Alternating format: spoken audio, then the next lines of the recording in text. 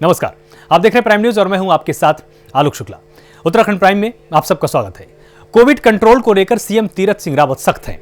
लगातार प्रदेश के जिला अस्पतालों का वो निरीक्षण कर रहे हैं और सभी अस्पतालों में मेडिकल उपकरण मुहैया करा रहे हैं। वहीं आज सीएम तीरथ सिंह रावत ने जिला अस्पताल गोपेश्वर में बने ऑक्सीजन प्लांट का वर्चुअल माध्यम से उद्घाटन किया है। 45,90,000 की लागत से 200 LPM ऑक्सीजन प्लांट बनाया गया है। सीएम तीरथ सिंह रावत ने अपने वर्चुअल संबोधन के दौरान स्थानीय विधायकों, जनप्रतिनिधियों, अधिकारियों और समस्त जनपद वासियों को बधाई दी है। वहीं सीएम ने कहा कि कोविड के दृष्टिगत स्वास्थ्य सुविधाओं को बेहतर बनाने के लिए सभी संसाधन जुटाए जा रहे हैं। तो कोविड कंट्रोल को लेकर सीएम सख्त हुए हैं। गोपेश्वर में ऑक्सीजन प्लांट का उद्घाटन किया गया है। वर्चुअल माध्यम से सीएम ने उद्घाटन किया है।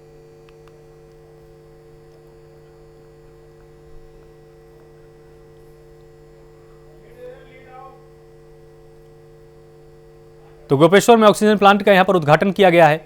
वर्चुअल माध्यम से सीएम ने उद्घाटन किया है। कोविड कंट्रोल को लेकर मुख्यमंत्री अब सख्त नजर आ रहे हैं। ऑक्सीजन की आपूर्ति की हर जगह पर व्यवस्था की जा रही है और गोपेश्वर में इसी कड़ी में ऑक्सीजन प्लांट का उद्घाटन किया गया है।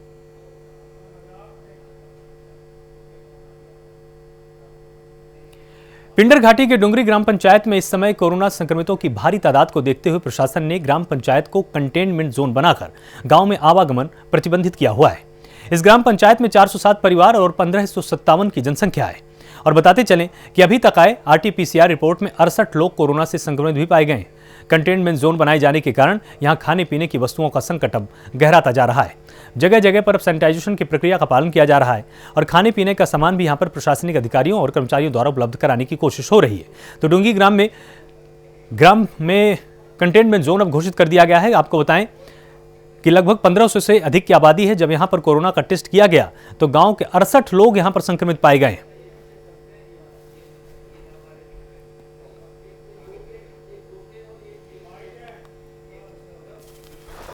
आइसोलेशन में हूँ और पहले ही काफ़ी बुखार आया और रिपोर्ट में पता लगा कि मैं और मेरे 2 बच्चे कोरोना पॉजिटिव हैं।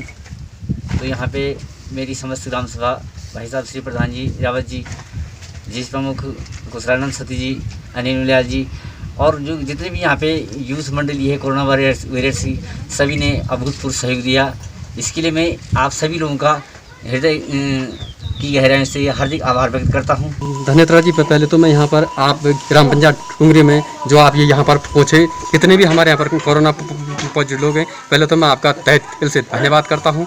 और यहाँ पर जो ग्राम पंचायत का क्षेत्रफल है 488.08 है और 407 परिवार यहाँ पर बसागत है और 1557 की यहाँ पर जो वर्तमान में जनसंख्या है। और हमने यहाँ पर जो 516 आदमियों की जो सैंपलिंग कराई थी, जाँच कराई थी और इसमें 68 लोग यहाँ पर कोरोना पॉजिटिव पाए गए और वर्तमान में थोड़ा लेवल पर आ गया है। और मैं इस चीज़ के लिए पहले तो अपने तमाम कोरोना योद्धाओं प्रभारी चिकित्सा अधिकारी नारायण बगड़ का धन्यवाद करता हूँ। हमारे गांव में जिस प्रकार से थाना इंचार्ज के द्वारा और स्वास्थ्य विभाग के द्वारा और हमारे कोरोना वॉरियर्स की जो टीम है, जिसको प्रमुख कुशलानंद सती जी, ग्राम प्रधान नरेंद्र रावत जी और तमाम मेरे युवा साथियों ने जिस प्रकार से गांव में सकारात्मक माहौल बनाया, गांव में उनका हौसला अफजाई किया, घर घर दवाइयाँ, नींबू, अदरक, और मैं उन तमाम सामाजिक सरोकारों का भी धन्यवाद करता हूं जिन्होंने हमारे गांव में अपनी मदद यहां पर भेजी। सब्जियां से लेकर नींबू, अदरक और सैनिटाइज़र की हमें व्यवस्था की। आंगनबाड़ी कार्यकर्ता, आशा से लेकर मैं तमाम गाँव वालों का एक बार धन्यवाद करता हूँ। किच्छा में प्रदेश कांग्रेस अध्यक्ष प्रीतम सिंह ने प्रदेश की सरकार की सद्बुद्धि के लिए 1 दिवसीय उपवास के समर्थन में उपवास रखा है और भगवान से प्रार्थना की है कि संकट के दौर से जल्दी ही उत्तराखंड प्रदेश और देश को निकाला जाएगा। प्रदेश सरकार को सद्बुद्धि आए, इसके लिए भगवान हम सब की प्रार्थना को सुनेंगे और प्रदेश की सरकार शीघ्र ही जनता को हो रही परेशानियों को दूर करने में कामयाबी हासिल करे। तो सरकार के लिए 1 दिवसीय उपवास यहां पर रखा गया है। प्रदेश कांग्रेस अध्यक्ष प्रीतम सिंह ने यहां पर उपवास रखा है और कहा है कि सरकार को जल्द ही सद्बुद्धि आ जानी चाहिए। प्रदेश अध्यक्ष जी हमारे उपवास पर बैठे हैं। उनके समर्थन में हम भी किच्छा की जनता की ओर से यहाँ पर उपवास पर इस बात से बैठे हैं कि यह टाइम हमारा लड़ाई का नहीं है। हम सड़कों पर लड़कर, सड़कों पर एक दूसरे पर आरोप प्रत्यारोप लगाकर जनता की सेवा से विमुख हो जाएं। हम इसलिए उपवास पर बैठे हैं कि भगवान बद्री विशाल भगवान केदार, भगवान भोले शंकर, विष्णु भगवान, सारे देवताओं से ये देवभूमि प्रार्थना करती है कि प्रदेश सरकार को ऐसी सद्बुद्धि दे, केंद्र सरकार को ऐसी सद्बुद्धि दे कि हम कोरोना से लड़ें, ऐसे निर्णय लें जिससे कि जनता को उसका लाभ मिले, जनता के अंदर भय का वातावरण नहीं हो। कोरोना के बढ़ते संक्रमण से लोगों को बचाने के लिए टिहरी के पूर्व में फ्रंटलाइन पर काम करने वाले पुलिसकर्मियों, पत्रकारों और ग्रामीणों को मेडिकल किट का वितरण किया गया। पत्रकारों से वार्ता करते हुए कहा कि ग्रामीण क्षेत्रों में कोरोना संक्रमण फैलने के चलते ग्रामीणों ने उनसे क्षेत्र में दवाइयां उपलब्ध करवाने की मांग की थी, जिस पर उन्होंने कांग्रेसी कार्यकर्ताओं के साथ मिलकर मास्क, सैनिटाइजर और दवाइयों की किट बनाई, जिन्हें गांव-गांव तक पहुंचाया जा रहा है। तो विधायक ने मेडिकल किट का यहां पर वितरण किया है। फ्रंटलाइन पर काम करने वालों के लिए वितरण किया गया है।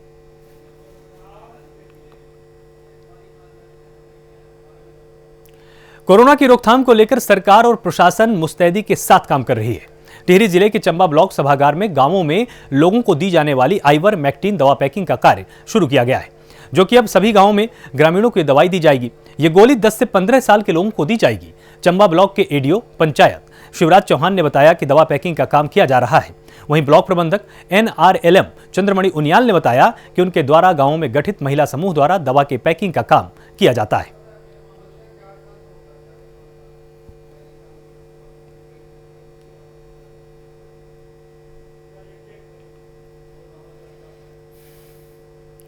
कोविड महामारी में विपक्ष द्वारा केंद्र और राज्य सरकार पर किए जा रहे हमले पर बीजेपी ने अब कांग्रेस को घेरना शुरू किया है।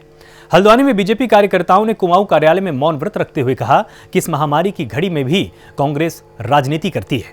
कांग्रेस राज्य और केंद्र सरकार पर तरह तरह के आरोप लगाकर बदनाम करने की साजिश करती है। बीजेपी जिलाध्यक्ष प्रदीप बिष्ट ने कहा कि जिस तरह से बीजेपी के लोग सेवा भाव में लगे हुए हैं, ऊपर से कांग्रेस तुच्छ राजनीति कर देश के साथ साथ बीजेपी को बदनाम करने में लगी हुई है।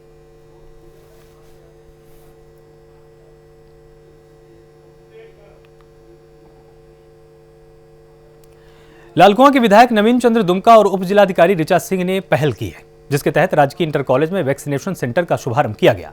वैक्सीनेशन सेंटर पर 18 से 45 साल के युवाओं को कोविड वैक्सीन लगाई जाएंगी और इसके बाद कोरोना की चैन को लालकुआं में तोड़ा जाएगा। तो विधायक और एडीएम ने पहल की है। वैक्सीनेशन सेंटर की यहां पर शुरुआत की गई है। सेंटर में 18 साल से अधिक के युवाओं को वैक्सीन लगाई जाएगी। जैसे जैसे वैक्सीन हमारे पास आती जाएंगी, उसके बाद हम बिल्लुकत्ता या और क्षेत्रों में भी ये चीजें शुरू करवाते हैं। की 2 साइटें हैं, एक 45+, एक है 18+। तो हमारी वैक्सीन की अवेलेबिलिटी पर डिपेंड करता है। हालांकि हमारे पास वैक्सीन अभी मात्रा में है। और दूसरा, वहाँ ग्रामीण क्षेत्रों के लिए हमारे पास एक दूसरी योजना चल रही है, जिसमें हम गांव-गांव में रोस्टर बना के अभी सैंपलिंग का कार्य किया जा रहा है। पूरे ग्रामीण क्षेत्रों में हमने रोस्टर बना रखे हैं और इलाकेवार रोस्टर बना के हमारी टीमें लगातार वहाँ पर काम कर रही है। तो ये उसी क्रम में जितनी अलॉटमेंट लालकुआं को लेकर हुई है, अभी हमारा एक बूथ चल रहा है। आगे और वैक्सीन प्राप्त होने के बाद इन बूथों को बढ़ाया जाएगा और प्रत्येक व्यक्ति को वैक्सीनेशन होना है। किसी को भी परेशान होने की जरूरत नहीं है। यहाँ पे भी अभी शुरू में थोड़ा रश हो रहा है कि स्लॉट नहीं मिल पा रहा है। निश्चित ही अभी 2-3 दिन के बाद स्लॉट पूरी तरीके से लोगों को मिलने लगेगा। तो सारे उसमें बूथ दिखाते हैं कि कौन कौन से बूथ ओपन हुए हैं। अभी चूंकि फर्स्ट डे था, लोगों को जानकारी नहीं थी, ऐसा नहीं है। और अब धीरे धीरे चूंकि वैक्सीन पूरे जिले में 18 बूथों पर वैक्सीनेशन हो रहा है, तो निश्चित ही ये यहाँ के लोगों के लिए सुविधा दी गई है, तो यहाँ के लोगों को इसका लाभ भी मिलेगा। डोईवाला में गांववासियों के लिए वैक्सीनेशन कैंप का आयोजन किया गया, जहां 45 साल से अधिक उम्र के 100 लोगों को वैक्सीन लगी। अल्पसंख्यक आयोग के सदस्य परमिंदर सिंह बाबू के प्रयासों से वैक्सीन कैंप लगाया गया है। उत्साहित लोगों ने परमिंदर सिंह का आभार भी जताया है।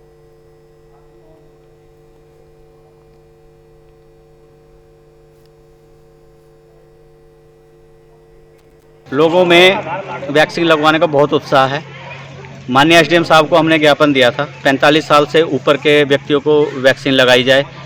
एसडीएम महोदय ने हमारी समस्या को सुना और कैंप यहां पर लगवाया गया। 100 आदमियों को वैक्सीन लगाई गई है और 50-60 का रजिस्ट्रेशन हमने बृहस्पतिवार के लिए फिर कर दिया है। लोगों में बहुत उत्साह है और लोग बढ़ चढ़कर इसमें हिस्सा ले रहे हैं। 18 से ऊपर की कब वैक्सीन लगी? 18 से 45 साल का भी हमने ज्ञापन एसडीएम महोदय को दिया हुआ है। एसडीएम महोदय के द्वारा अवगत कराया गया कि जैसे ही वैक्सीन आ जाएगी तो उसका भी कैंप हम आपके ग्राम सभा में लगवाएंगे। पौड़ी जनपद के श्रीनगर महिला थाना पुलिस ने एक बार फिर अपनी वर्दी का फर्ज पूरा करते हुए दूर दराज ग्रामीण क्षेत्रों में आवश्यक चीजें पहुंचाई हैं। दरअसल महिला थाने में नियुक्त होमगार्ड मोहन सिंह ने बताया कि उनके पास से गांव में 2 बुजुर्ग महिलाएं हैं जिनका पैतृक मकान टूट चुका है और एक महिला ऐसी है जिसका बच्चा विकलांग है और कमाने का कोई साधन नहीं है। ऐसे ही परेशान लोगों को खाने का सामान पहुंचाया गया है।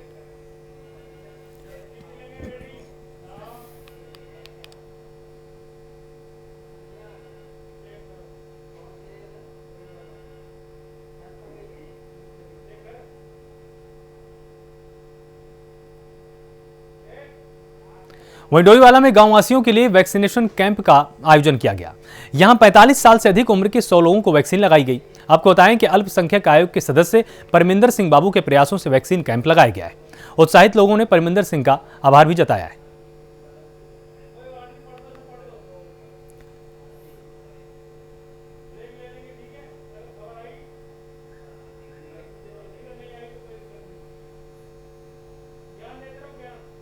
तो गांव में वैक्सीनेशन कैंप का आयोजन किया गया है। 45 साल से अधिक उम्र के 100 लोगों का यहां पर वैक्सीनेशन किया गया है और इसके बाद से यहां पर लोगों में उत्साह है क्योंकि लगातार लोग वैक्सीन का इंतजार कर रहे थे। सभी सोच रहे थे कि हमको वैक्सीन समय पर लग जाए और 100 लोगों को वैक्सीनेट किया गया है।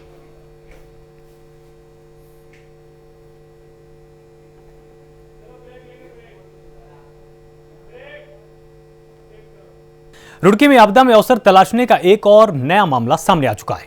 दरअसल मंगलौर क्षेत्र के पठानपुरा में स्थित मेडिकल स्टोर मालिक ने कोरोना के इलाज के नाम पर 2 लाख रुपए ठगने का काम किया है और कमाल इस बात का है कि मेडिकल स्टोर के मालिक ने स्टोर के लाइसेंस के नाम पर कई मरीजों को एडमिट भी कराया है, जिसे लेकर लगातार आरोप लगाए जा रहे हैं।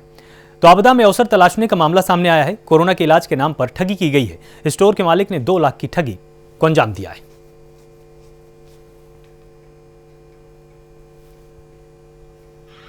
मेरे संज्ञान में तो इस प्रकार का कोई प्रकरण नहीं आया है कि जिसमें किसी महिला के इलाज के लिए किसी चिकित्सक द्वारा 2 लाख रुपए लिए गए हों। ऐसा कोई प्रकरण मेरे संज्ञान में नहीं आया है। यदि ऐसी कोई प्रार्थना पत्र या तहरीर प्राप्त होती है तो उस संबंध में जांच कराकर आवश्यक कार्रवाई की जाए। सर जैसे कि फिलहाल मैंने आपसे पूर्व में कहा कि यदि प्रार्थना पत्र प्राप्त होता है उसमें सभी प्रकार की जांच की जाएगी कि डॉक्टर की डिग्री है नहीं है, उसके पैसे के लगे आरोप सही है अथवा नहीं है, उनके द्वारा क्या इलाज किया गया है, क्या वो कोविड का इलाज करने के लिए सक्षम है। तो इन सब बातों में जांच की जाएगी। यदि जांच में तथ्य पाए जाएंगे तो उनके विरुद्ध जो है वैधानिक कार्रवाई की जाएगी। कोरोना काल ने पूरे देश की आर्थिक स्थिति को हिलाकर रख दिया है। वहीं कई लोग बेरोजगार भी हो चुके हैं। इसका असर पहाड़ी क्षेत्रों में रहने वाले युवाओं पर भी पड़ने लगा है। यहाँ के युवा रोजगार के लिए दूसरे राज्यों में चले गए थे, लेकिन कोरोना काल में कई बेरोजगार वापस अपने गांव में आ चुके हैं। वहीं सरकार द्वारा बेरोजगार नौजवानों को स्वरोजगार के कई साधन देने की कोशिश के तहत मुख्यमंत्री स्वरोजगार योजना के तहत बेरोजगार नौजवानों को स्वरोजगार से जोड़ने का प्रयास किया गया है। हालांकि जमीनी स्तर पर नौजवानों को इसका कोई लाभ नहीं मिल पाया है।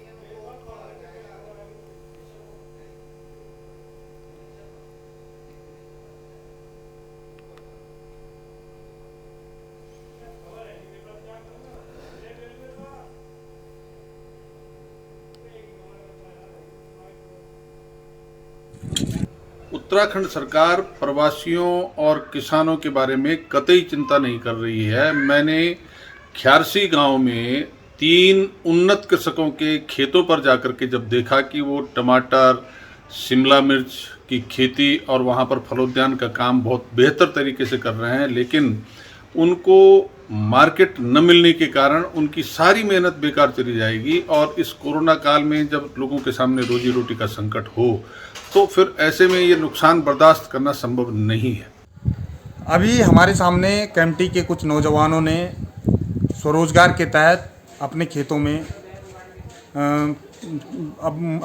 में सब्जियां, टमाटर, बहुत सारी चीज़ें उत्पादन की। लेकिन समस्या ये है कि मैं उन नौजवानों को सलाम करना चाहता हूं कि उन्होंने इस कोरोना काल में स्वरोजगार की तरफ देखिए, हम सब लोग जो है होटल लाइन के बंदे हैं और हम लोगों ने जो है लोगों से प्रेरणा ली है। उत्तराखंड के काफ़ी सारे बेरोजगार युवा हैं जो लोग जो है अपनी होटल इंडस्ट्री को छोड़ के आ रखे हैं, गांव में आ रहे हैं और इसी तरह की जो किसानी कर रहे हैं। तो उन लोगों से जो हमें प्रेरणा मिली कि भाई हमको भी करना चाहिए ये सब चीज़ें। तो फिर उन लोगों से प्रेरणा लेके जो है हम लोग यहाँ पे आए। ये 20 साल से जो है बंजर थी ये ज़मीन, इस ज़मीन को हमने उपजाऊ बनाया और हमारी पुरखों की ज़मीन है। तो हमारे अंदर भी भाव जागे और हमने सोचा कि क्यों ना हम अपने पूर्वजों की इस भूमि को जो है उपजाऊ बनाया जाए। गांव पर संकट लगातार मंडराता जा रहा है। मुख्यमंत्री स्वरोजगार योजना के तहत युवाओं को रोजगार से जोड़ने का प्रयास तो किया गया था, लेकिन अधिक संख्या में यहां पर युवा लाभान्वित होते हुए दिखाई नहीं दे रहे हैं। इसीलिए विपक्ष ने अब यहां पर सवाल उठाया है कि जिस तरह से मुख्यमंत्री स्वरोजगार योजना की बात कही जा रही थी, क्या इससे युवा उतनी संख्या में लाभान्वित हुए हैं, और अगर नहीं हुए तो आखिर इसका प्रचार इतना क्यों किया गया? क्योंकि इनकी मांग यही है कि तमाम युवा रोजगार चाहते हैं, लेकिन उनको प्रवासी होने के बावजूद भी मुख्यमंत्री स्वरोजगार योजना से जुड़ने के बाद भी रोजगार नहीं मिल पा रहा है। तो कोरोना काल में युवाओं पर संकट लगातार बढ़ता जा रहा है और पहाड़ी क्षेत्र के युवाओं पर रोजगार का खतरा मंडराने सा लगा है।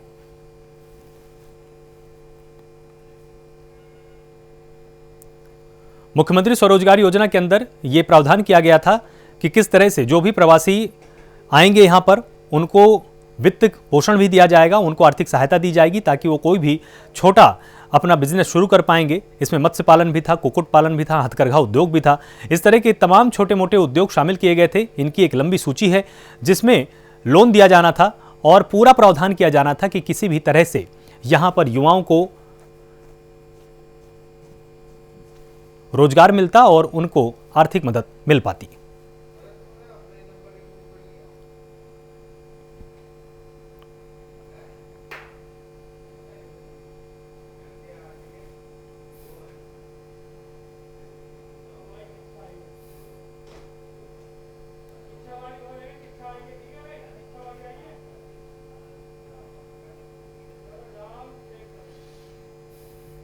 किच्छा में पूर्व दर्जा प्राप्त राज्य मंत्री गणेश उपाध्याय ने बीजेपी सरकार पर जमकर निशाना साधा है।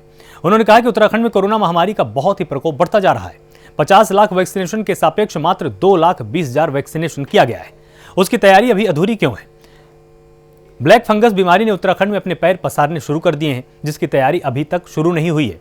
उत्तराखंड सरकार को अपनी पिछली नाकामी से सबक लेते हुए ब्लैक फंगस की बीमारी की दवाइयों की व्यवस्था कर तुरंत हॉस्पिटल में पहुंचाना चाहिए। इस बीमारी का सरकार को पीड़ित मरीज का मुफ्त में इलाज किया जाना चाहिए।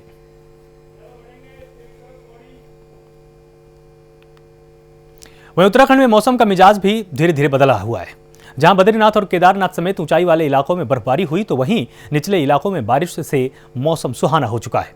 वहीं मलेथा गांव में एक मकान ढहने से 70 साल की बुजुर्ग महिला की मौत हो गई। वहीं सूचना पर पहुंची पुलिस ने शव को कब्जे में लेकर पोस्टमार्टम के लिए भेज दिया है।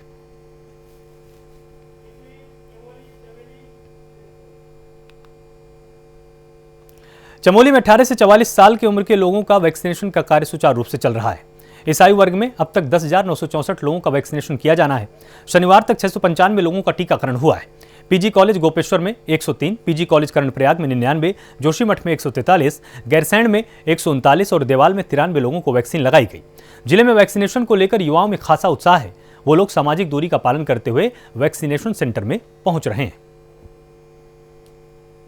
संदेश देना चाहूँगी कि पहले रजिस्ट्रेशन कराइए, वैक्सीन का पंजीकरण कराइए और ज़रूर लगाइए वैक्सीन। वैक्सीन लगाने से बहुत फ़ायदे हैं, आप लोग सुरक्षित रहेंगे और पंजीकरण करने के बाद ही आप लोग वैक्सीन लगाने जाएं। भीड़ ना करें, सुरक्षित रहें और मास्क लगा के रखें। उत्तराखंड प्राइम में फिलहाल इतना ही। आप लगातार जुड़े रहिए प्राइम न्यूज़ के साथ। नमस्कार।